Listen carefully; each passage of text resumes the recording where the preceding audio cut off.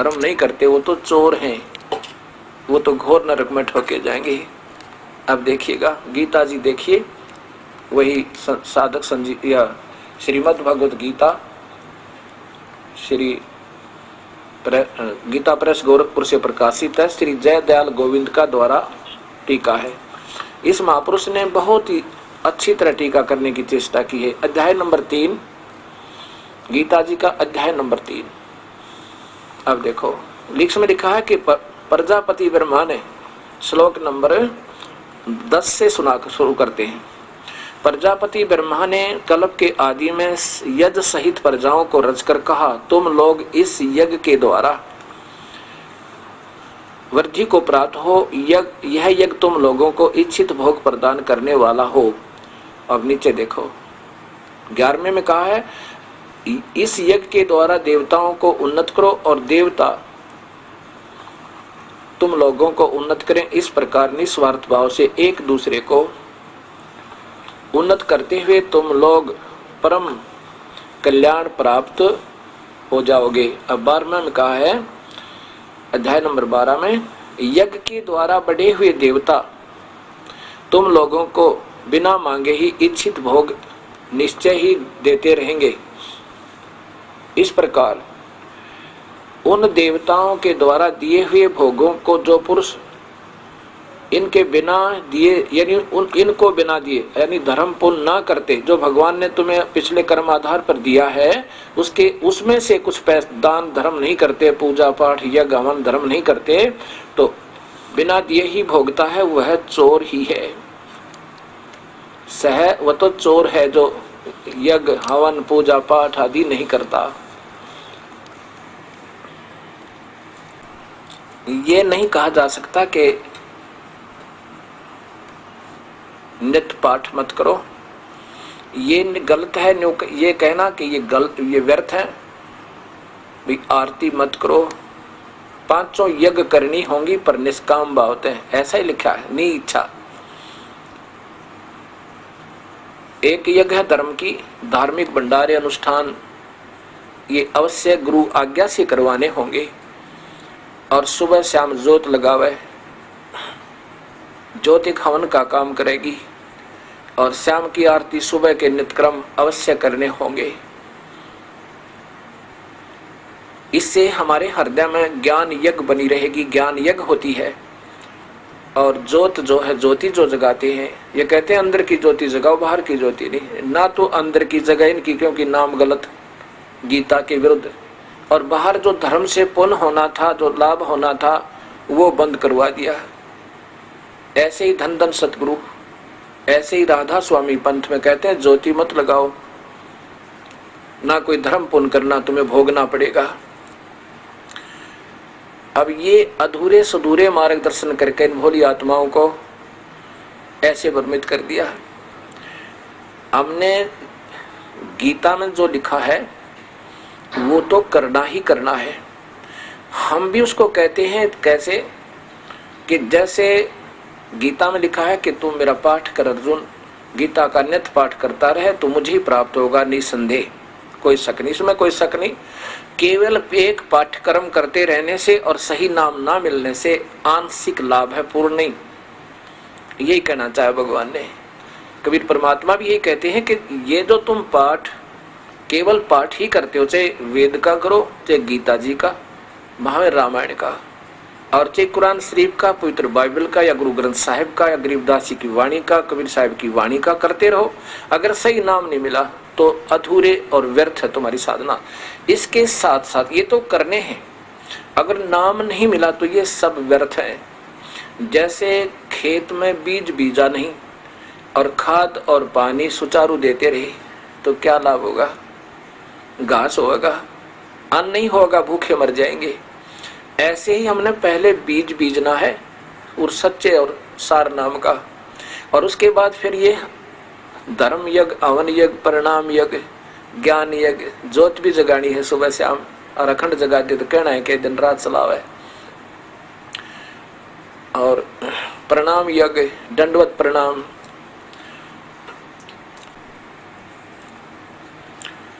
मूर्ति अवश्य रखनी अपने घर पे, मूर्ति की पूजा नहीं सत्कार करना है।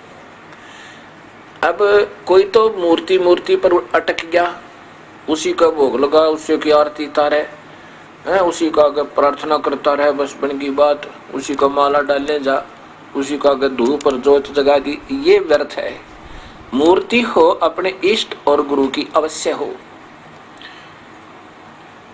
और दंडवत प्रणाम करे उनको, सीने से लगा अपने गुरुदेव की मूर्ति को, अपने इष्ट की मूर्ति को।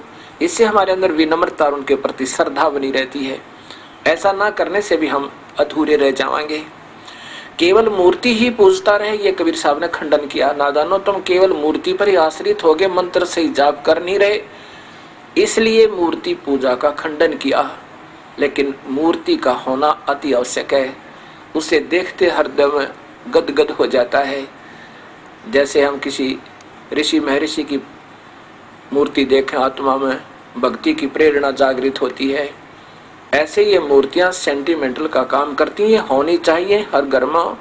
मंदिर में, घर मंदिर अपना एक कोने में मंदिर बना लो, एक अलमारी में, उसके एक ताक में, एक हिस्से में अपना मंदिर बनावे, मूर्ति रखा अपने गुरुदेव की, अपने इष्ट देव की, क्योंकि इष्ट देव की पूजा अवश्य होनी चाहिए, उसकी मूर्ति भी होनी चाहिए। जैसे कबीर साहब हम सबका इष्ट है, और ब्रह्मा विष्णु महेश के पिता निरंजन ज्योत निरंजन काल भगवान गीता में जो कहता है उसका भी इष्ट है।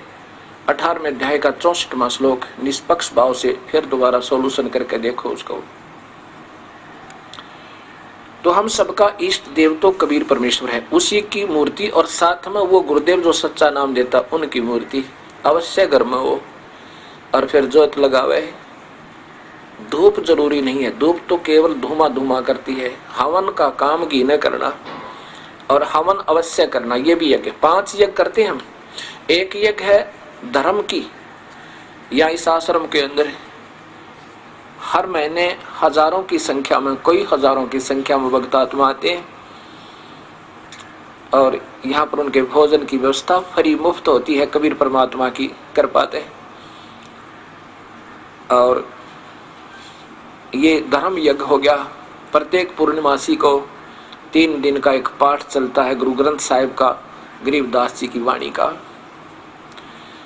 जो कबीर साहिब की महिमा का, और जिसमें 4 वेद, 18 पुराण, उपनिषद, गीता, महाभारत, रामायण और सभी कुरान, पुराण, बाइबल, सभी का सामूहिक ज्ञान और पूर्ण परमात्मा का और सुख संवेद का, यानी वो सामूहिक ही उसके अंदर सारा ही पाठ हो जाता है। 3 दिन में वो पूरा हो जाता है, और 3 दिन तक अखंड ज्योत जगती है। यहाँ पर भक्त आत्मा अपना अखंड पाठ करवाते हैं। जितने भी पाठ होते हैं, जैसे कभी 100 हो जाते हैं, कभी 125 हो जाते हैं, उनके नाना अलग अलग से, उनकी अलग से ज्योति 3 दिन जगती रहती है। वो हवन होता है, और 120 ज्योतियां जहाँ पर जगह, 140 ज्योतियां जगह 3 दिन के अंदर लगभग 1.5 क्विंटल घी का हवन हो जाता है, देसी घी का, और उनको सबको लाभ मिलता है। तो ऐसे 500 यज्ञ करते हैं हम। एक यज्ञ है धर्म की, दूसरी यज्ञ है ध्यान। ध्यान यज्ञ ऐसे नहीं आंखें बंद करके समाधि लगाओ। सहज समाधि क्या होती है ये बताते हैं। सहज समाधि और करते हठ योग से समाधि। सहज समाधि ऐसे होती है जैसे आप कहीं बाहर चले जाओ और जा चुके हो 1000 किलोमीटर, तब आपको याद आए कि मैंने 50,000 रुपये लोन लिया था और अलमारी में रख दिया तिजोरी में, और चलती दफा किराया जब निकालने लगा और अलमारी खुली छोड़ा, और फिर आप अपने जिस काम पर पहुंच चुके हो वहां से वापस जब तक नहीं आओगे, 1 दिन में, 2 दिन में, 4 दिन में, तब तक आपका ध्यान अलमारी से नहीं हट सकता है। परमात्मा, कहीं बच्चे बाहर चले जावें, कोई चोर ना घुस जावे, किसी बच्चे का हाथ लग जाए वो खराब ना कर दे, मुश्किल से गरीब आदमी ने लोन लिया है, कर्ज लिया है। आप वहां काम भी करते रहोगे, रिश्तेदारों से बात भी करते रहोगे, लेकिन आपका ध्यान वहां से हट नहीं सकता। पल पल में होगा आँखों से पानी आने को हो जाएगा, दिल में कसक सी होगी, हे परमात्मा क्या होगा, हे दाता ठीक ठाक पावे। ये सहज समाधि है। हम आपको इतना योग्य कर देंगे, उस परम पिता के गुणों से परिचित करवा देंगे। कबीर परमात्मा कहता है आपकी सहज समाधि हटे नहीं माते। ये ध्यान है, ये ध्यान यज्ञ है, ये सहज समाधि कहलाती है। हठ योग करना ये समाधि नहीं है, ये तो हठ योग है, और ये गीता में मना किया हुआ है। अभी दिखाऊंगा आपको। एक यज्ञ है धर्म की और दूसरी यज्ञ है ध्यान, तीसरी यज्ञ हवन की। एक ज्योत जलाते हम और सभी से प्रार्थना करते, अपने अपने घरों में एक अलमारी बनाओ, उसका एक हिस्सा बनाओ, उसको बिल्कुल वहाँ कोई कपड़ा वपड़ा ना रखे, कहीं ज्योति से आग ना लग जा, उसमें कोई ऐसी वस्तु ना हो, केवल फोटो भी उससे ऊपर वाले ताक में हो, अपने कबीर परमेश्वर के, साथ में गुरुदेव के। और सुबह शाम अवश्य अच्छा घी डाल के 100 ग्राम तक कम नहीं डाला है, और ज्यादा डाल देता, जितना भी आप बीजोगे आप ही को देगा भगवान। ये तो आपकी आउटपुट है, जितना डालोगे उतनी आपको आउटपुट ज्यादा होकर मिलती है। ये हवन, तीसरी यज्ञ हवन की, और चौथी यज्ञ प्रणाम। गुरुदेव को दंडवत प्रणाम करे, और मूर्ति को सुबह उठते ही, मैं तो अपना भाव बताता हूँ, अपने गुरुदेव की, अपने इष्ट देव की मूर्ति जब दिखे अपने आप नतमस्तक सिर हो जाता है, डटा नहीं जाता, और ऐसे दंडवत प्रणाम करता हूँ। ये पूजा नहीं होती। और यही हम, क्योंकि हम समझ नहीं पाते सतमार्ग को, तब तक हम एक को रिजेक्ट कर देते हैं। वो तो मूर्ति पूजा करते हैं, वो तो ऐसा करते हैं। पूजा क्या होती है? सत्कार कोई और चीज होता है, पूजा कोई और चीज होती है। पूजा जैसे पतिव्रता अपने पति की पूजा करती है, आदर सत्कार सबका करती है। और पतिव्रता पत्नी का पति विदेश चला जाए तो फोटो से वो कितना प्यार करती है, उसकी आस्था रह रहकर उमंग बढ़ती रहती है, उसके गुणों की याद आती रहती है। ऐसे ही हमने मूर्ति अवश्य रखना चाहिए, लेकिन पूजा नहीं, सत्कार करे, अवश्य करे। और पांचवी यज्ञ है ज्ञान की। ज्ञान क्या होता है? सुबह हम 1.25 घंटा लगता है लगभग, सुबह के नित्यनेम गरीबदास जी कबीर साहब की वाणी के आधार पर करते हैं। ये तो देखो प्रमाणित शास्त्र है, चाहे गीता का पाठ कर लो, और वहां में गुरु ग्रंथ साहिब का पाठ कर लो, और चाहे कुरान का करो, बाइबल का करो।